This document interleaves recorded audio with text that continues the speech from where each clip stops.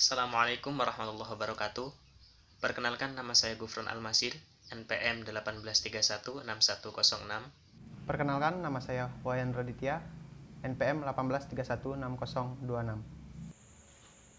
Perkenalkan, nama saya Asir Effendi, NPM 18316040. Assalamualaikum warahmatullahi wabarakatuh. Perkenalkan, nama saya Aris Syafi'i, NPM 18316064. Pada kesempatan kali ini, saya dan teman-teman saya akan mempresentasikan tugas akhir mata kuliah Analisis dan Perancangan Perangkat Lunak, yaitu spesifikasi kebutuhan perangkat lunak pada aplikasi penjualan handphone berbasis web. Tujuan dari aplikasi penjualan handphone berbasis web yaitu memberikan pelayanan kepada masyarakat dalam memilih suatu barang dengan spesifikasi barang yang sudah tertera tanpa harus berpergian keluar rumah dan menghemat waktu. Baik, dalam aplikasi penjualan handphone berbasis web ini, kami menggunakan metode waterfall. Karena dalam metode ini sangat terstruktur dari spesifikasi kebutuhan pengguna, mulai dari perencanaan, analisis, perancangan dan implementasi, serta pemeliharaan. Maka dari itu, kami memilih metode waterfall. Di sini saya akan membahas materi mengenai kebutuhan antarmuka eksternal. 1. User interface. Antarmuka akan dikembangkan dengan berbasis web. Pemakai berinteraksi dengan perangkat lunak aplikasi penjualan handphone berbasis web melalui antarmuka penjelajah situs atau web browser. Yang kedua, hardware interface. Antarmuka perangkat keras yang digunakan dalam aplikasi penjualan handphone berbasis web adalah 1. Perangkat komputer atau PC. 2. Sistem informasi ini berjalan di komputer server. Semua komputer yang digunakan untuk server harus saling berhubungan dalam LAN. Yang ketiga, software interface. Perangkat lunak yang dibutuhkan untuk mengapresiasikan perangkat lunak ini adalah sebagai berikut. Yang pertama, Adobe, Dreamweaver CS4, PHP, Database MySQL, XAMPP, UML, atau Unified Modeling Language.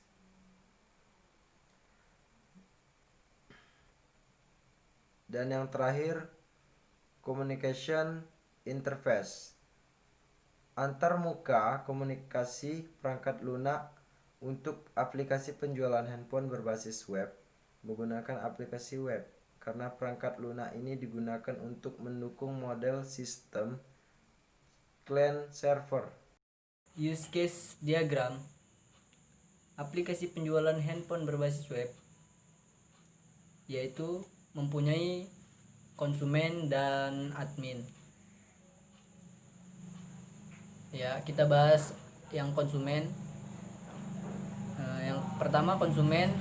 Jika konsumen belum terdaftar, mari kita mendaftarkan diri terlebih dahulu.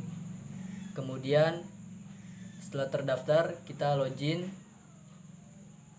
Kemudian kita mencari barang dan melihat barang, melakukan pemesanan dan melakukan pembayaran. Kemudian admin. Kalau admin kita tinggal login aja. Kemudian kita lihat barang dan kelola data barang. Mungkin barang sudah habis stoknya. Dan melihat validasi pesanan atau kode pesanan pelanggan dan validasi pembayaran atau kode pembayaran. Baik, di sini saya akan menjelaskan tentang sequence diagram aplikasi penjualan handphone berbasis web. Yang pertama, sequence diagram pendaftaran konsumen. Ya, di sini konsumen melihat barang di halaman web, kemudian masuk ke menu pendaftaran, ke menu login, Dan dari menu login menampilkan menu daftar. Dan konsumen melakukan pendaftaran di from login. Kemudian login mengirim data ke menu validasi. Kemudian di sistem akan mengecek data. Jika data tidak valid, maka sistem akan memberitahu ke konsumen data tidak valid. Jika berhasil, maka pendaftaran berhasil. Dan yang kedua, sequence diagram data barang. Admin akan masuk ke menu web, login, dan melihat barang. Dan sistem akan menampilkan data barang. Admin akan menambah data barang jika barang tidak tersedia. Nah, data tersimpan. Dan sistem akan memberitahu data akan tersimpan. Jika barang tidak ada, maka admin akan menghapus data barang, data terhapus. Sistem akan memberitahu data terhapus. Yang ketiga, sequence diagram pembelian handphone. Konsumen akan masuk ke menu login, ke halaman web login, dan kemudian konsumen akan melihat handphone di katalog handphone. Katalog handphone akan mengirim data handphone, menampilkan daftar handphone. Kemudian konsumen memilih handphone. Setelah itu, sistem akan mengirim data handphone ke admin, apakah barang tersedia, cek data handphone. Jika tidak tersedia, handphone tidak tersedia, sistem akan mengirim data ke konsumen bahwa handphone tidak tersedia. Jika tersedia, handphone tersedia, sistem akan mengirim data ke konsumen bahwa handphone tersedia. Kemudian konsumen akan melakukan pemesanan handphone. Untuk yang keempat itu sequence diagram transaksi pembelian handphone. Yaitu konsumen melakukan pemesanan handphone dari sequence diagram ketiga, melakukan pemesanan, kemudian mengisi menu from transaksi. Kemudian sistem akan menampilkan from transaksi. Konsumen akan menginput data transaksi dan mengirim data. Data akan tersimpan, kemudian data akan dicetak. Dan sistem akan mengirim struk data transaksi. Dan struk transaksi akan dikirim ke admin juga untuk bukti. Dan konsumen akan melakukan pembayaran ke admin. Admin akan mengirim data transaksi dan mengirim pesanan, dan konsumen akan menerima barang setelah barang itu sampai. Baik, selanjutnya diagram konteks. Diagram konteks adalah diagram yang terdiri dari proses dan menggambarkan suatu ruang lingkup sistem. Pada diagram ini memiliki dua external entity, yaitu admin dan konsumen, lalu memiliki proses yaitu aplikasi penjualan handphone berbasis web. Selanjutnya memiliki flow.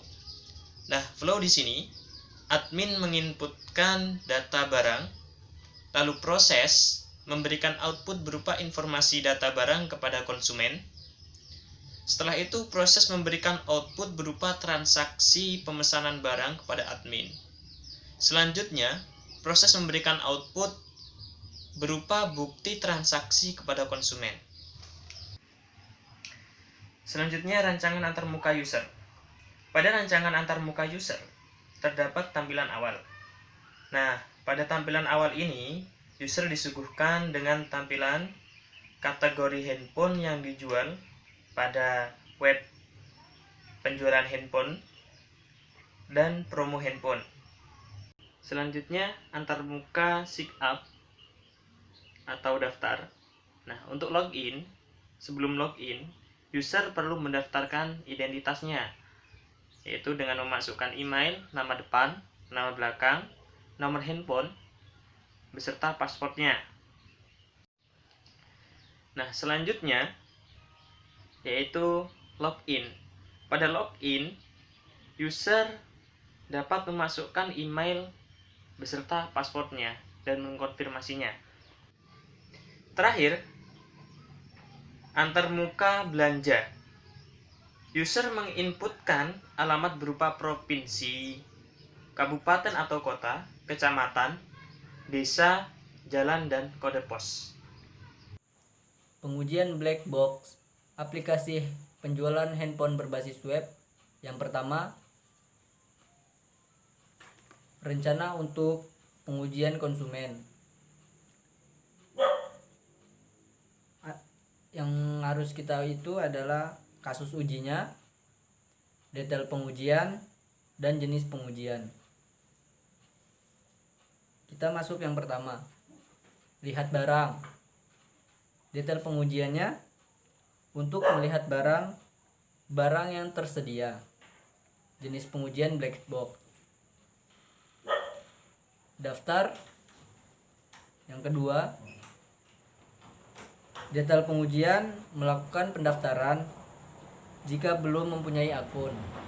Jenis pengujian yaitu black box. Yang ketiga, cari barang.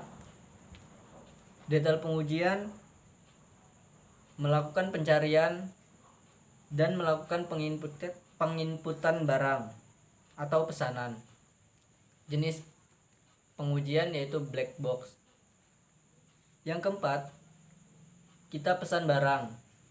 Detail pengujiannya memasukkan pemesanan data barang ke keranjang belanja. Jenis pengujian yaitu black box. Yang kelima, pembayaran. Detail pengujian yaitu melakukan proses pembayaran. Jenis pengujian black box. Yang terakhir yaitu login. Kita melakukan proses login konsumen. Jenis pengujian black box. Oke, yang kedua, rencana untuk pengujian admin. Sama saja kasus uji, detail pengujian, dan jenis pengujian. Yang pertama, kita melakukan lihat barang. Jenis pengujian yaitu untuk melihat barang, apakah barang masih tersedia atau tidak. Jenis pengujian black box. Yang kedua yaitu login, melakukan proses login admin. Jenis pengujian black box. Yang ketiga, kita mengelola data barang. Jenis pengujian yaitu mengelola barang yang masih tersedia atau melihat stok barang. Jenis pengujian black box. Yang keempat, validasi pembayaran. Jenis pengujian untuk melihat kode yang berada pada pembayaran. Jenis pengujian black box. Yang terakhir atau yang kelima, jenis pengujiannya validasi pemesanan. Untuk jenis pengujiannya yaitu untuk melihat kode yang berada pada pemesanan. Jenis pengujian black box. Baik, demikian presentasi yang dapat kami sampaikan. Apabila ada kesalahan mohon dikoreksi. Saya akhiri, wabillahi taufiq wal hidayah. Wassalamualaikum warahmatullahi wabarakatuh.